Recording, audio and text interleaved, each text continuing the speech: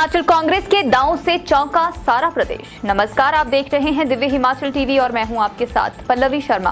मैं आपके सामने हाजिर हूं हिमाचल आज का मुद्दा लेकर। हिमाचल प्रदेश विधानसभा के मॉनसून सत्र का पहला ही दिन खूब घटना प्रधान रहा। सबको चौंकाते हुए विपक्षी दल कांग्रेस ने सुबह सवेरे ही अविश्वास प्रस्ताव का नोटिस देकर सरकार को घेरने के लिए जैसे तुरुप का इक्का चल दिया। यही नहीं, सदन के भीतर पर्याप्त संख्या बल साबित कर ये भी यकीनी बना लिया कि प्रस्ताव स्वीकार हो जाए। यहाँ तक तो विपक्ष ने मैदान फतेह कर लिया। लेकिन अब देखना ये होगा कि सरकार प्रस्ताव पर चर्चा के दौरान क्या विपक्ष के दांव से उसी को चित कर पाती है। प्रदेश भर के लोगों को अब गुरुवार को प्रस्ताव पर होने वाली बहस का बेचैनी से इंतजार है। अविश्वास प्रस्ताव आखिर क्यों? जी हाँ, अब ये हम इस पे चर्चा करने जा रहे हैं। राजेश, जो एक्सपर्ट से हमारी बात हुई है उस पर आधारित हम दर्शकों को बता दें, जितना भी एक्सपर्ट से, क्योंकि बाकी तो विधानसभा का प्रेरोगेटिव है। राजेश, विधानसभा का मानसून सत्र आज शुरू हुआ और पहले ही दिन बवाल हुआ जमकर। जी, ऐसा ही बोला राजेश? बिल्कुल। अच्छा, विपक्ष ने सरकार के खिलाफ अविश्वास प्रस्ताव लाकर सबको चौंका दिया आज। जी, खबर क्या है? बिल्कुल सही है। देखिए, आज विधानसभा का मानसून सत्र आज शुरू हुआ अग्निहोत्री जी, और 4 दिन ये सत्र चलेगा। अब बड़ी बात यह है कि अविश्वास प्रस्ताव विपक्ष इसमें सरकार के खिलाफ ले आया है। शोकोद्गार के साथ आज इस सत्र का सुबह 11 बजे आगाज हुआ और उसके बाद जब सदन की कार्यवाही चली तो इसके साथ ही साथ अगर हम देखते हैं तो सुबह से ही एक तरह से विपक्ष के तेवर तीखे नजर आए। सीएलपी लीडर मुकेश अग्निहोत्री ने इसमें विपक्ष ने यूं कहें कि सरकार के खिलाफ विश्वास प्रस्ताव ले आया। सदन की जब कार्रवाई शुरू हुई थी तो सदन की कार्रवाई जैसे ही शुरू हुई उस दौरान अगर हम देखते हैं तो कहीं ना कहीं ऐसा लगा कि विपक्ष और सत्ता पक्ष दोनों ने एक दूसरे पे हावी होने की एक तरह से कोशिश की। विपक्ष ने भी नारेबाजी की, सत्ता पक्ष भी नारेबाजी करता रहा। नारेबाजी का माहौल एक तरह से लंबा दौर चला, लेकिन इस बीच विधानसभा अध्यक्ष को इसमें हस्तक्षेप करना पड़ा और सदन की कार्यवाही भी 15 मिनट के लिए उन्होंने स्थगित एक बार कर दी। उसके बाद जब सदन की कार्यवाही शुरू हुई तो विपक्ष ने, क्योंकि सुबह 10 बजे के करीब विपक्ष ने विधानसभा अध्यक्ष को अविश्वास प्रस्ताव का ज्ञापन एक तरह से सौंपा था, जिसमें यह कहा था कि सरकार पे उनको विश्वास नहीं है और उस पे चर्चा विपक्ष चाह रहा था। और उसके बाद जो विपक्ष ने विधानसभा अध्यक्ष से भी कुछ सवाल किए, जिसमें यह पूछा गया कि क्या उन्होंने प्रस्ताव वो स्वीकार कर लिया है या नहीं किया है। तो माहौल एक तरह से पूरा आज सदन के भीतर और सदन के बाहर एक तरह से पूरा माहौल पहले ही दिन विधानसभा के एक तरह से गर्म रहा, चर्चाओं में रहा, हंगामेदार रहा। जी राजेश, आपने बहुत बेहतर तरीके से समझाई ये बात। शुरुआत कैसे हुई? अच्छा राजेश, एक चीज़ बहुत सोचने की है और विचार करने की है। सबसे बड़ी बात तो ये है, सरकार के पास वर्तमान में एक तरह से एक तो 5 साल पूरे होने जा रहे हैं। जी, बस अब आप ये समझिए महीने 1.5 महीने की बात है आचार संहिता लगने में, जैसा कि लग रहा है अभी तक।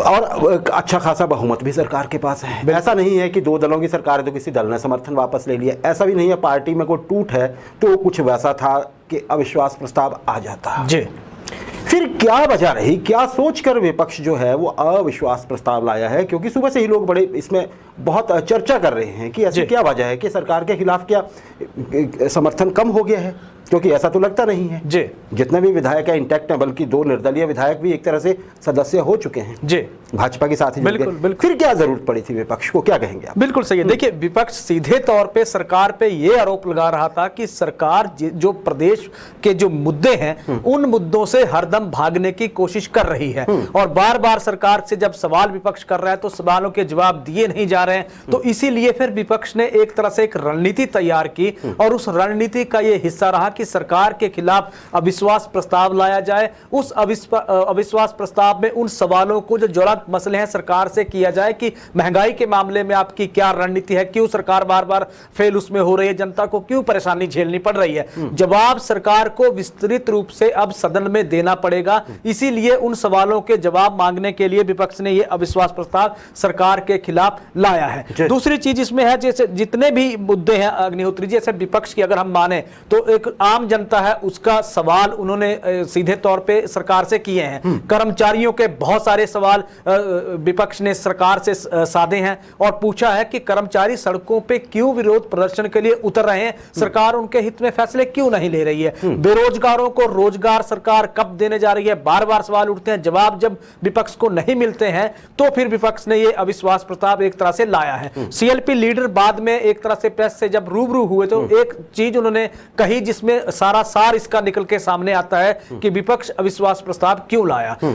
सीएलपी लीडर ने यह कहा अग्निहोत्री जी कि विपक्ष ने, क्योंकि विपक्ष क्या है, विपक्ष जनता की आवाज को सदन के भीतर सरकार तक पहुंचाने की कड़ी है और जनता प्रदेश भर की लाखों लोग, हजारों लोग सड़कों पे उतर पर विरोध प्रदर्शन कर रहे हैं। विश्वास सरकार के ऊपर जनता का नहीं है और उसी विश्वास पर खरा उतरने के लिए विपक्ष सदन के भीतर यह प्रस्ताव, अविश्वास प्रस्ताव सरकार के खिलाफ लाया है। राजेश, दर्शकों को, और आपने बहुत बेहतर तरीके से बताया, दर्शकों को एक बार फिर से बता दें। देखिए, अविश्वास प्रस्ताव जब आता है और वो स्वीकार हो जाता है उसके बाद में एक प्रॉपर बहस होती है। सही है। एक समय निर्धारित किया जाता है कि इस समय में चर्चा होगी, फिर जो भी प्रस्ताव जैसे अभी विपक्ष लाया है वो इस प्रस्ताव के समर्थन में अपनी दलीलें देगा। बिल्कुल। कुछ नेता उठकर खड़े होंगे, फिर वो सरकार की कुछ नीतियां या जहां पे आपत्तियां हैं वो खड़े होकर बोलेंगे। वो अगर विधानसभा अध्यक्ष की सहमति होती है तो विधानसभा के रिकॉर्ड में जाएगा। बिल्कुल। फिर उसके बाद क्या होता है कि उसका जवाब सरकार की ओर से दिया जाता है, जिसमें ये प्रथा भी है अमूमन कि आपके जो हेड ऑफ द गवर्नमेंट होते हैं, मुख्यमंत्री, वो शायद अंत में सब उस चर्चा का जवाब देंगे और फिर बाद में उसकी वोटिंग होनी है, जैसे भी होना है वो अलग विषय है। बिल्कुल। लेकिन अविश्वास प्रस्ताव के माध्यम से एक मास्टर स्ट्रोक ये माना जा रहा है कि चला गया है ताकि चर्चा सिलसिलेवार हो और एक एक व्यक्ति बोलकर उठकर बोल सके, क्योंकि अन्यथा जो अदरवाइज जो रूटीन कार्रवाई होती है उसमें प्रश्न का उत्तर छोटा होता है, बड़ा होता है, हंगामा होता है। लेकिन अविश्वास प्रस्ताव जो है एक बिल्कुल रूटीन में चलता है।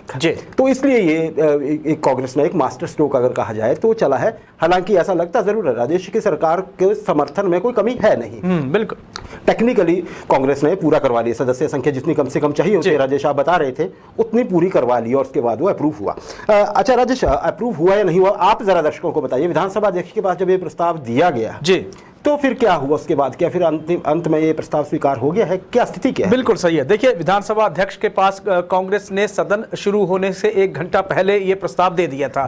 अब बार बार जब सदन में हंगामा शुरू हुआ तो विपक्ष ने सवाल दागे। उन सवालों के जवाब में फिर विधानसभा अध्यक्ष ने कहा कि ये प्रस्ताव मंजूर कर लिया गया है। अब इस प्रस्ताव की अगर हम अपडेट देखें तो इसके बाद इस पे कल, अब इसकी कार्रवाई, इस पे कल बहस होगी, एक तरह से चर्चा होगी और सदन के भीतर कल सवालों जवाबों का सिलसिला शुरू होगा। 4 घंटे का वक्त एक तरह से विपक्ष के लिए विधानसभा अध्यक्ष ने दिया है। 4 घंटे इस पे चर्चा होनी है। फिर उसके बाद जितने भी आरोप होंगे विपक्ष के, उनका जवाब मुख्यमंत्री जयराम ठाकुर सदन के भीतर इस पे देंगे। इसमें अगर हम एक चीज और देखें कि जिस तरह से अविश्वास प्रस्ताव जब सदन के भीतर लाया गया तो विधानसभा के अध्यक्ष ने एक हेड काउंट करने के लिए कहा कि कितने विपक्ष के विधायक अविश्वास प्रस्ताव के पक्ष में हैं कि सरकार के खिलाफ ये आना चाहिए। कांग्रेस के तमाम विधायक यानी कि 22 के 22 विधायक सहमत थे कि अविश्वास प्रस्ताव आना चाहिए और साथ ही साथ सीपीएम के विधायक कॉमरेड राकेश सिंह ठियोग के विधायक वो भी सहमत थे, यानी कि 23 विधायकों का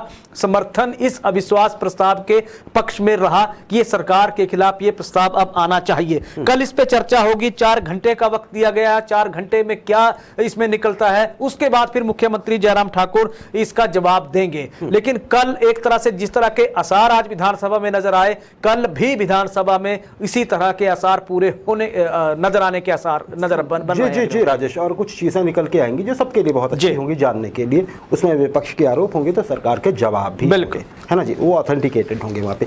अच्छा राजेश, देखा जाए तो आज सुबह से ही जब विधानसभा की कार्रवाई शुरू होने ही वाली थी, कांग्रेस के विधायक काली पट्टियां बाजू पर बांध कर आए थे विरोध स्वरूप। तो मतलब सुबह से ही तीखे थे।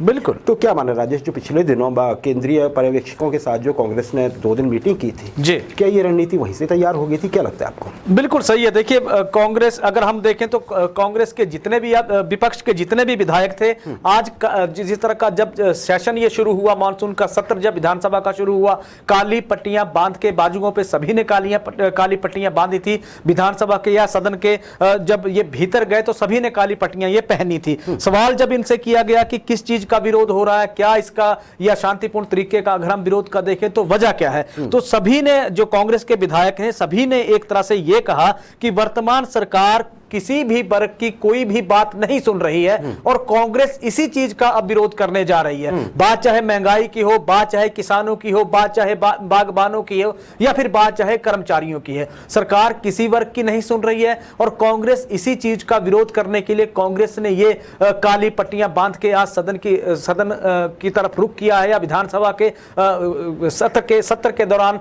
इसमें काली पट्टियां बांध के इस तरह से ये पहुंचे हैं। अब किस तरह के मुद्दे प्रदेश हैं, उन मुद्दों को लेकर अब 4 दिन ये सेशन है, पहला दिन आज निकल गया, कल महत्वपूर्ण चर्चा इसी पे सुबह 11 बजे से हो जाएगी। तो प्रश्नकाल शुरू होने के आसार एक तरह से कम लग रहे हैं अग्निहोत्री जी, क्योंकि सारा वक्त इस पे चला जाएगा। उसके बाद 2 दिन बचेंगे, 2 दिन की कार्रवाई देखें तो जितने भी 367 जो प्रश्न लगे हैं उन पे कम आसार अब लग रहे हैं कि इस तरह से जो पट्टियां काली बांध के विपक्ष पहुंचा है, उन जो मुद्दे विपक्ष वहां उठाने जा रहा है उन पे बहुत ज्यादा लग नहीं रहा कि वक्त अब चर्चा के लिए बचेगा। हाँ, बाकी विधानसभा अध्यक्ष जो है जो फैसला लेंगे वही अंतिम होगा, वो कितना समय कहाँ देते हैं ना जी। चलिए, जो भी होगा सबके सामने आएगा। अच्छा राजेश, नेता प्रतिपक्ष मुकेश अग्निहोत्री साहब जब विधानसभा की कार्यवाही आज की हो चुकी तो उन्होंने मीडिया से भी बात की, आपने उनको कोट भी किया पहले, कैसा रहा उनका अंदाज, कहाँ उनका ओपन पॉइंट कहाँ कर रहे थे अपनी बातचीत में? बिल्कुल सही है। देखिए, सदन के अंदर अगर हम देखें तो जिस तरह का माहौल एक तरह से उनकी लीडरशिप में, उनकी अगुवाई में विपक्ष ने सरकार को घेरने की भरपूर कोशिश की है। सदन के बाहर जब निकले विश्वास प्रस्ताव सौंप के, या उसके बाद जब वक्त चर्चा के लिए विधानसभा के अध्यक्ष ने दे दिया, उसके बाद जब वो सदन के बाहर आए तो फिर उनकी एक प्रेस कॉन्फ्रेंस थी जिसमें उन्होंने ये कहा कि सरकार मुद्दों से भागने की कोशिश कर रही है, हर वर्ग परेशान है और सरकार की मशीनरी, प्रदेश का पूरा सिस्टम एक तरह से फेल होकर रह गया है। इसी को लेकर कांग्रेस ने अविश्वास प्रस्ताव एक तरह से सरकार के खिलाफ सौंपा है। बड़ी महत्वपूर्ण चीजें हर वर्ग के लिए उन्होंने कही है। कर्मचारी ओपीएस को लेकर सड़कों पर आंदोलन कर रहे हैं, आउटसोर्स के लिए पॉलिसी आज तक नहीं बन रही है, करुणामूलक पॉलिसी बनी हुई है, सरकार इंप्लीमेंट नहीं कर रही है,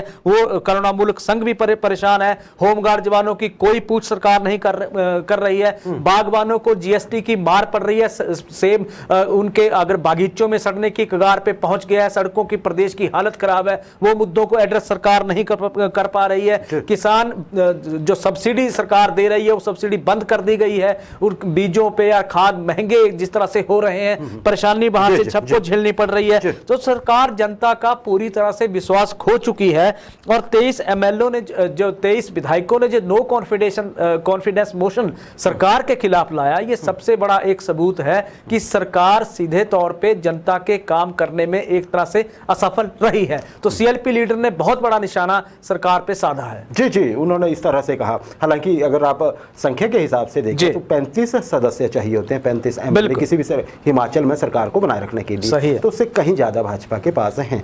अच्छा राजेश, सरकार की ओर से कोई प्रतिक्रिया आई है आज के सारे घटनाक्रम पर? मुख्यमंत्री साहब ने कुछ कहा हो या कुछ और? जी देखिए, मुख्यमंत्री जयराम ठाकुर की 2 प्रतिक्रियाएं आई अग्निहोत्री जी। पहली है कि कांग्रेस विधायकों ने जिस तरह की काली पट्टियां बांध के वो पहुंचे, तो मुख्यमंत्री जयराम ठाकुर ने एक तंज कसा है जिसमें उन्होंने ये कहा कि उन्होंने ही कांग्रेस के विधायक से पूछ लिया जिसमें कि ये काली पट्टियां किस लिए बांधी है, ये वजह क्या है। तो कांग्रेस के विधायक ने यह कहा कि हमें तो आला कमान ने कहा है, मसला हमें भी पता नहीं है, आला कमान ने तय किया कि कांग्रेस के तमाम विधायक आज काली पट्टियां बांध के सदन में जाएंगे, तो हम लोग काली पट्टियां बांध के सदन में पहुंच गए। एक चीज वो उन्होंने कही है, किसी विधायक को उन्होंने कोट किया। दूसरी चीज उन्होंने ये कहा कि विपक्ष को एक तरह से निशाना एक और साधा कि सदन के भीतर अगर हम देखते हैं तो बड़ी विचित्र एक तरह की परिस्थिति पैदा हो गई है विपक्ष के लिहाज से। 4 कार्यकारी अधिकारी कांग्रेस के सदन के भीतर, जो सदन के भीतर होंगे, तो फिर कौन बोलेगा कौन नहीं बोलेगा, कितना लंबा वक्त किसको दिया जाएगा,